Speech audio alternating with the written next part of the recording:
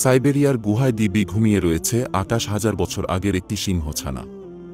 ২৮,০০০ বছর আগে সিংহ শাবকের কথা শুনে চমকে গেলেও এটাই সত্যি। আজকের এই ভিডিওতে আমরা ২৮,০০০ বছর ধরে গুহায় ঘুমিয়ে থাকা এই সিংহছানা নিয়ে আলোচনা করব।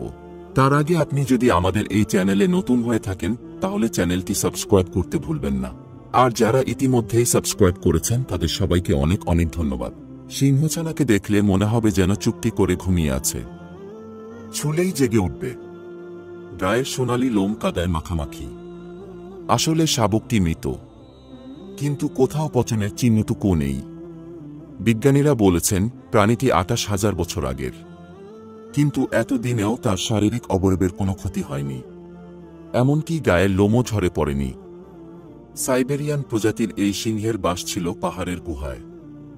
সম্প্রতি রাশিয়ার ফার ইস্ট অঞ্চলে একটি নদীর পাড়ে দুটি সিংহশাবকের মৃতদেহের সন্ধান পান বিলুপ্ত প্রাণী ম্যামথের দেহাবশেষ খোঁজা ব্যক্তিরা। সে দুই সিংহশাবকের একটি এটি।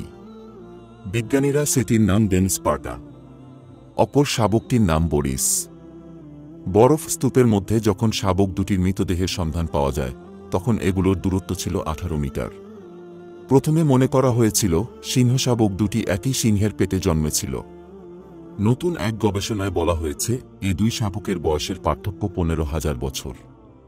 বয়স নির্ধারণের বৈজ্ঞানিক পদ্ধতি রেডিও কার্বন ডেটিংয়ের তথ্য মতে বরিস ৪৩,৪৪৮ বছর আগে জন্মেছিল। এখন পর্যন্ত বরফ যুগের যেসব প্রাণীর মৃতদেহের সন্ধান পাওয়া গেছে তার মধ্যে স্পার্টাকে সবচেয়ে অক্ষত অবস্থায় পাওয়া যায়, তবে বরিসের দেহাবশেষের কিছুটা ক্ষতি হয়েছে। গবেষণা প্রতিবেদনের অন্যতম লেখক ভ্যালেরি প্রোতনিকভ জানান, স্পার্টার দেহাবশেষ এত ভালোভাবে সংরক্ষিত ছিল যে এর গায়ের লোম, দেহের ভেতরের অঙ্গ প্রত্যঙ্গ, কঙ্কাল সহ প্রায় সবই অবিকৃত অবস্থায় পাওয়া গেছে। তিনি বলেন, যে অবস্থায় স্পার্টার দেহাবশেষ উদ্ধার হয়েছে তাতেই এটি এক অনন্য আবিষ্কার। তিনি আরও বলেন, শিশু শাবকটির শরীরের কোনো না কোনো অংশে তার মায়ের দুধের বিচ্ছিন্ন অংশ মিলতে পারে বলে ধারণা করছি আমরা।